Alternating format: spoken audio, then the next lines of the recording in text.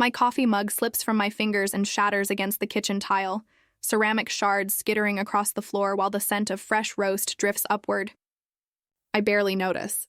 My eyes stay fixed on my phone, scrolling through image after image of smiling faces gathered in my Aunt Diane's sunlit backyard in Wimberley, Texas. 34 guests. I count them again and again as if repetition might change the number. Cousins I haven't seen in years. My mother's college roommate.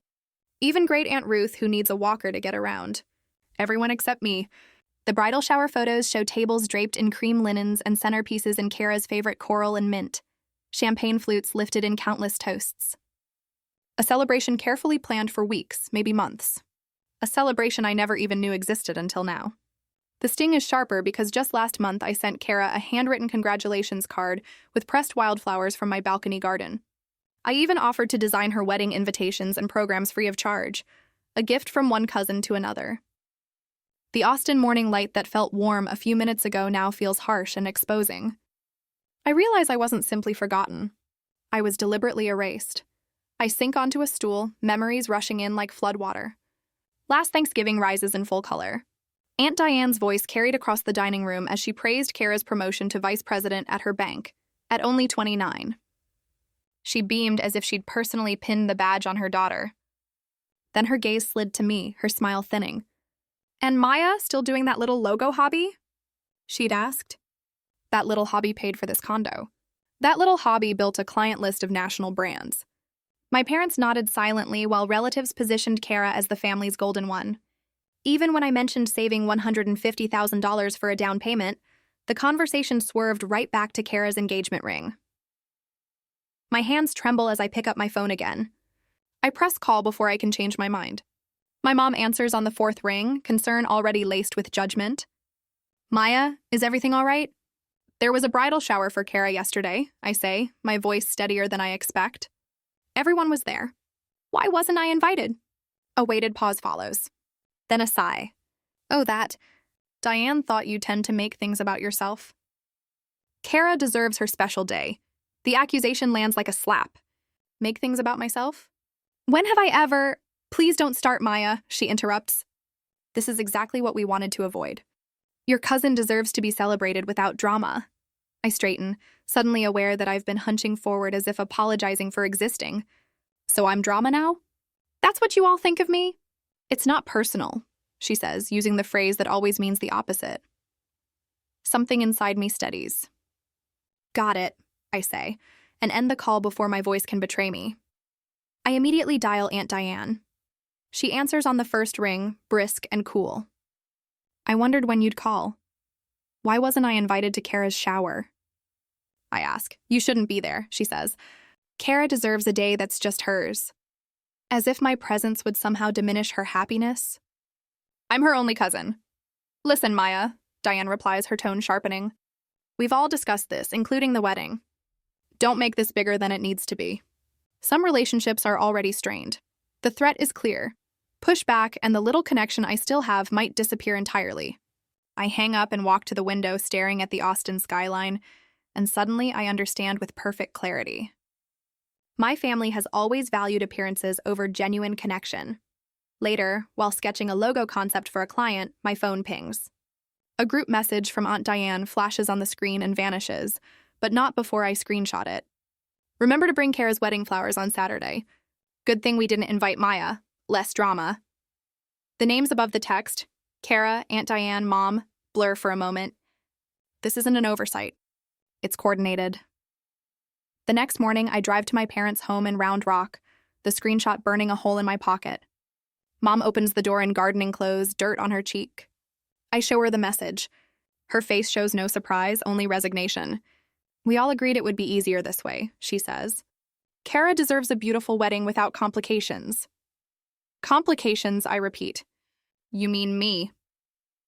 Don't be dramatic, she says with that practiced tone. Perhaps you should make other plans for that weekend in May. Other plans, I echo, while Kara gets married at the Travis Regency downtown. The $95,000 wedding where every distant relative is invited except me. Her eyebrows lift. How do you know about the venue? Cousin Rachel called last week asking about carpooling, I say. She assumed I'd be there. The silence stretches. Your father and I think it's better this way, she finally says. The whole family agrees. What exactly have you told the whole family about me? I whisper. She looks away. Just that you've always been sensitive about Kara getting attention. The betrayal hits like a physical blow. Years of holidays where I sat quietly while Kara was showered with praise. Years of watching my accomplishments brushed aside while hers drew champagne toasts. You're trying to erase me from the family narrative, I say, and everyone already believes I'm difficult because that's what you've told them. That's not true, she protests, but her eyes don't meet mine. It is, I answer, calm now. And I have a choice. Accept being excluded or lose what little connection remains. Mom folds her arms. We help with your property taxes. Don't make trouble about this wedding. If I make trouble, like standing up for myself, I laugh, sharp and short. This is exactly why Diane thought it best not to include you, she says. Everything becomes a drama with you. I leave without saying goodbye and drive aimlessly for hours. 3 client deadlines pass while I sit motionless in my condo, waiting for someone to admit it's a mistake. No one does. That evening, my best friend Jules arrives with Thai food and a stack of wedding magazines. She listens as I spill everything. That's textbook emotional manipulation, she says. They're gaslighting you into believing you're the problem when they're the ones excluding you. Write a new story, Maya. One where you're celebrated. Her words settle in me like cool water. Over the next week, I lose 2 lucrative contracts, Barton Media and Westerly Home Goods, both connected to relatives who share tennis matches and church pews with my family. $27,000 in projected income evaporates. I begin avoiding my regular coffee shop and even my usual grocery store, terrified of running into anyone who might report back. I start documenting every interaction in a leather notebook, recording dates, exact words, witnesses. An anonymous text arrives one Sunday morning. Some people aren't stable enough to attend formal events. Your absence is a kindness. I recognize the phrasing, Aunt Diane's brand of cruelty wrapped in concern. Then Jules shows up again, smiling. I have a shoot in Marfa in 3 weeks. Come with me. We'll make it a working vacation. You need air and a horizon. I agree before doubt can form. Marfa greets me with quiet desert light and a sky that feels endless. In a tiny bookshop that smells of paper and cedar, I meet Noah Whitaker, the owner with ink-stained hands and a listening ear. When I mention I'm a designer, he says, "You should see the light at my place at sunset." His restored high desert lodge is all adobe walls and honeyed beams. We stand on the porch as the sun sets over the Chisos Mountains, and I realize I don't need their table. I can build my own. Back in Austin, I start planning a gathering, not a wedding. 18 people. Amber and sage linens. Hand-lettered menus. Music that moves like breath. I choose May 24th, well clear of Kara's date, or so I think, and Noah offers his lodge. Jewel posts a single photo of the sunset with the words, "An evening worth breathing for." Aunt Diane calls the next day, her voice sweet and sharp.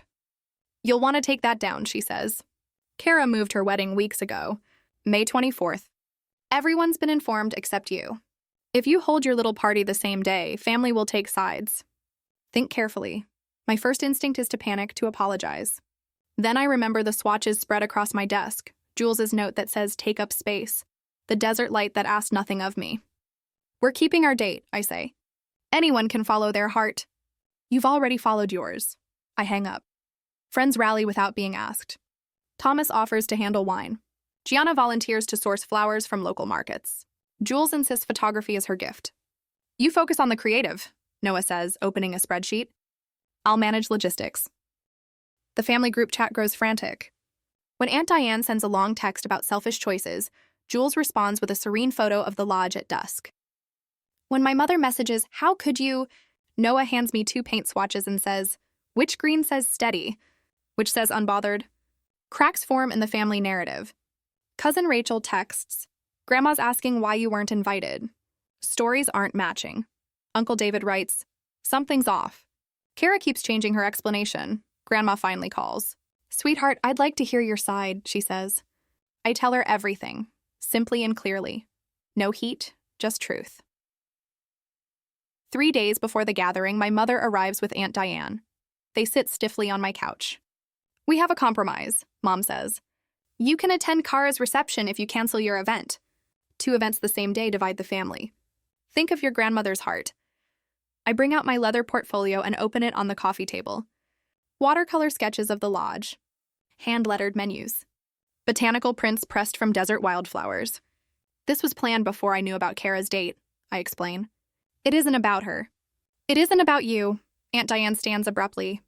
This changes nothing. Kara's wedding is the real event. $95,000. 200 guests. That's a celebration. That sounds perfect for Kara, I say softly. I hope she feels truly seen. For the first time, my mother looks at the work without dismissing it. Something flickers across her face. Were we really that unkind? She whispers. You taught me I wasn't worth including, I reply gently. I taught myself I was worth celebrating. Aunt Diane storms out, and my mother lingers, quiet, as if unsure which story to believe. May 24th arrives in a wash of sunlight and desert breeze. The lodge hums with the scent of rosemary and warm wood. 18 chairs circle under a cottonwood tree. Friends laugh and trade stories. Jules captures everything, the glance of dusk on linen, the ease in our voices. We pass a notebook where guests write what love looks like when no one is keeping score. The answers are messy and beautiful. After the last candle flickers out, I stand on the porch with Noah, breathing air that feels entirely my own. For the first time in months, I feel free. 7 weeks later, a design blog features our gathering. My inbox blooms with new clients and invitations to speak. A popular post reads, Maya Bennett's attention to meaningful detail redefines celebration. Praise I never chase settles like good soil. A thick envelope arrives in Aunt Diane's handwriting. Out of respect for Kara's privacy, decline the magazine feature. I slide a copy of my portfolio into a reply with a note. I'm not competing with Kara, I'm completing my story. Jules calls with news that I'm headlining a Seattle design showcase. At the opening, she raises a toast. To writing ourselves into stories worthy of our lives. Applause washes over me, and I realize how different it feels when you haven't begged for it. A week later, Aunt Diane and Kara appear at my door. Kara looks uncertain. Was all this necessary? Diane asks. The articles? The showcase? You still think this is about you, I say gently. It's about the first time I celebrated without calculating how you'd spin it. Kara meets my eyes and whispers, I didn't know. They leave without slamming the door. Progress, maybe. That evening my mom calls. Your grandmother said the desert looked like a promise, she tells me. She'd like a print of one of Jules's photos. I'll bring her one, I say. It isn't forgiveness, just an open door. Noah joins me on the porch as night gathers over the Texas hills. You did it, he says. I did, I answer. And I'll keep doing it. Because worth doesn't come from their invitations. It comes from living a life that keeps breathing even when no one is clapping. And that finally is a celebration all my own.